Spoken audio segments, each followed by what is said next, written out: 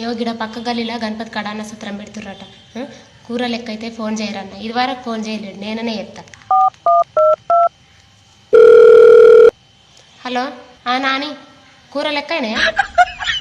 తీసుకురన్నా. పప్పుచారుకు ఒకటి, వంకాయ ఉందా? వంకాయ ఎక్కడ చిన్నది ఎత్తున్నా.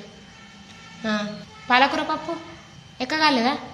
అయ్యో ఎక్కగాలేదా? అయ్యో మజ్జిగ ఉన్నదా? సాల్తుందా 2 లీటర్ల బాటిల్ మజ్జిగకు? సాల్తుందా 2 లీటర్ల బాటిల్ మజ్జిగకు? రెండుదైనా బాటిల్?